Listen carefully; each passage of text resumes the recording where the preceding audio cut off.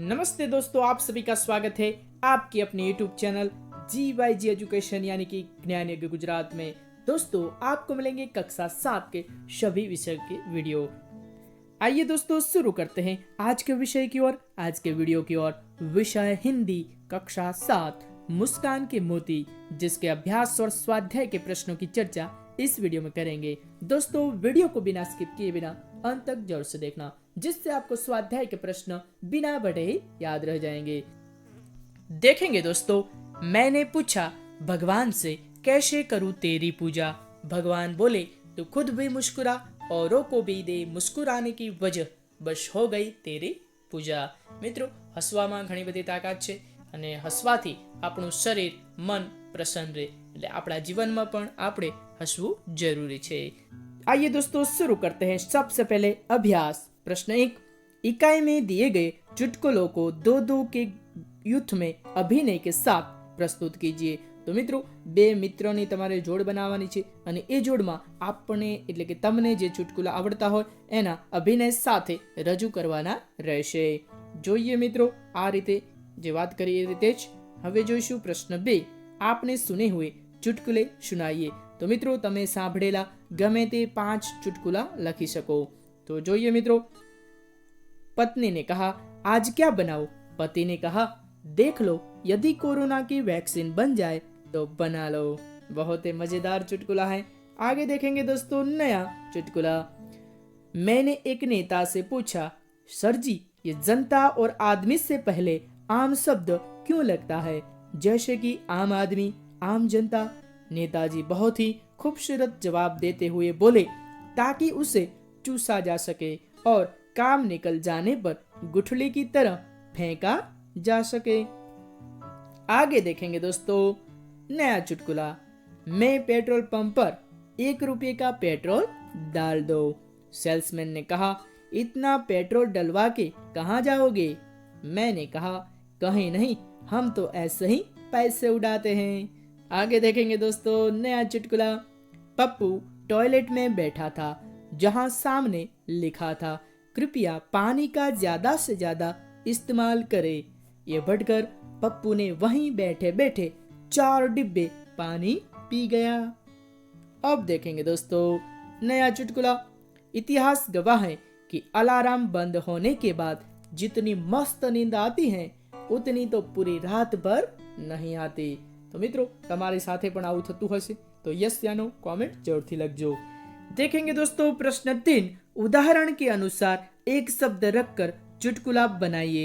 तो देखेंगे दोस्तों उदाहरण। शिक्षक ने कहा हेतल मिठाई नहीं खाती, इसमें हेतल क्या है। छात्र ने कहा मूर्ख। आगे देखेंगे दोस्तों यानी कि चुटकुला 1 नंबर। माँ ने कहा बेटा घर में कुत्ता कैसे आ गया। बेटा क्या कहेगा, तो देखेंगे उत्तर बेटा ने कहा चलकर।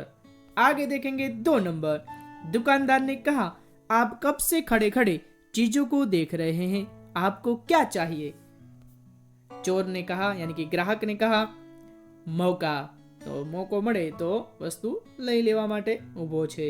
આગળ જોઈશું 3 नंबर। न्यायाधीश ने कहा बैंक का दरवाजा तोड़ने का कारण बताओ। चोर ने कहा ताला। જોઈએ प्रश्न 4, एक भुलक्कड़ आदमी अपने इलाज के लिए अस्पताल गया और अपनी भूल जाने की बीमारी के बारे में बताया। डॉक्टर ने कहा यह आदत आपको कब से है। भुलक्कड़ ने कहा क्या कहा होगा, याद नहीं। जो मित्रों याद हो तो તમારી अगर આવ્યો હોત नहीं। आगे देखेंगे दोस्तों प्रश्न 4, फंसोगे फिर भी हंसोगे। निम्नलिखित प्रश्नों के उत्तर हाँ या ना में दीजिए। 1 नंबर, क्या तुम्हारे घर वाले जानते हैं कि तुम मूर्ख हो। तो दोस्तों देखेंगे उत्तर ना, हमारे घर वाले नहीं जानते कि मैं मूर्ख हूँ। आगे 2 नंबर, क्या तुम अकेले ही पागल हो। तो देखेंगे दोस्तों उत्तर होगा ना, तो कि मैं पागल नहीं हूँ। 3 नंबर, मेरे दिए हुए 500 रुपये खर्च कर दिए। जी हाँ मित्रों, કારણ કે પૈસા આપ્યા જ નતા તો પછી જો ના પાડીએ તો એ માંગી લે પાછા કે મને પાછા આપો।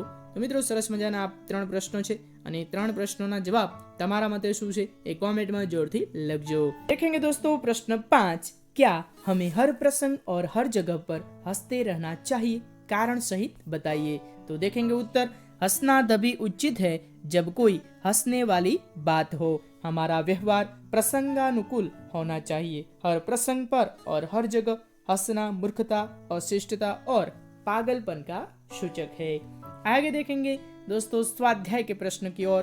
प्रश्न 1, आपके जीवन में कई प्रसंग ऐसे भी घटे होंगे जब किसी गंभीर या सरल बात पर आप या आपसे जुड़े अन्य कोई कुछ बोले होंगे और हंसी का माहौल बन गया होगा।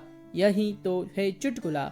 ऐसी बातें याद कीजिए और चुटकुले के रूप में लिखिए। तो મિત્રો તમારા જીવનમાં પણ જો આવો કોઈ પ્રસંગ બન્યો હોય કે તમારાથી કોઈ ભૂલ થઈ હોય અને એ ભૂલમાંથી જો હાસ્ય ઉત્પન્ન થયું હોય તો એવો પ્રસંગ તમારે જરૂરથી લખવાનો રહેશે।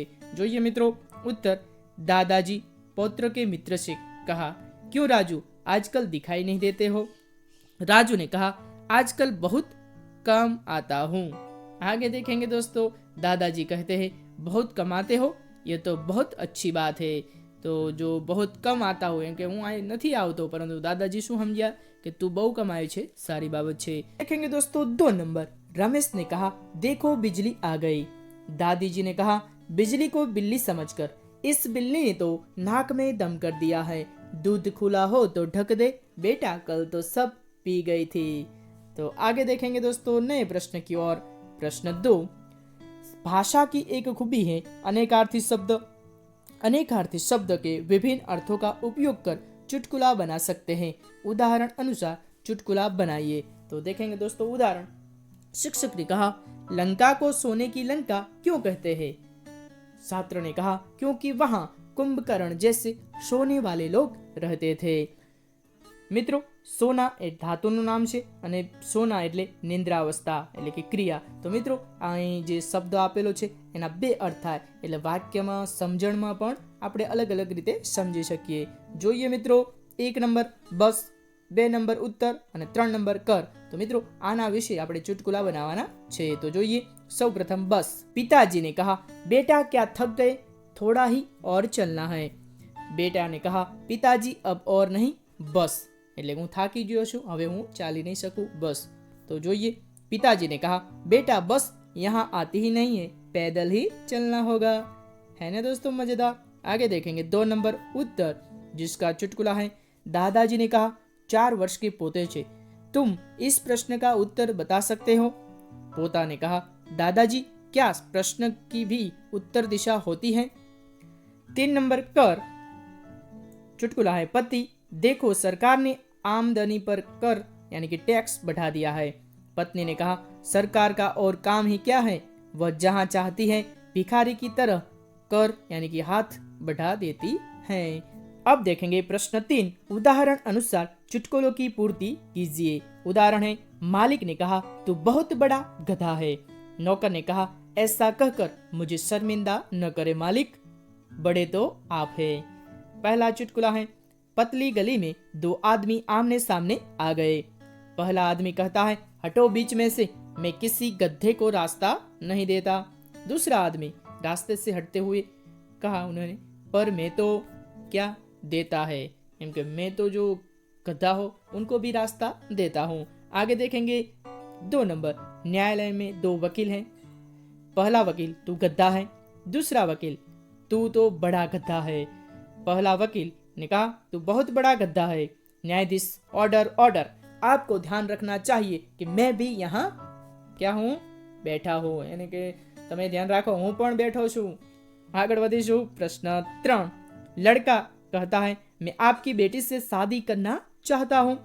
लड़की का पिता कहता है, मैं नहीं चाहता कि मेरी बेटी किसी गधे के साथ रहे। लड़का ने कहा, जी मैं भी यही चाहता हूँ, इसलिए तो मुझसे शादी कर दीजिए। आगे देखेंगे दोस्तों प्रश्न 4, योगेश ने कहा, इस गधे को लेकर कहाँ जा रहा है? रमेश ने कहा, देखता नहीं मेरे साथ गधा नहीं कुत्ता है।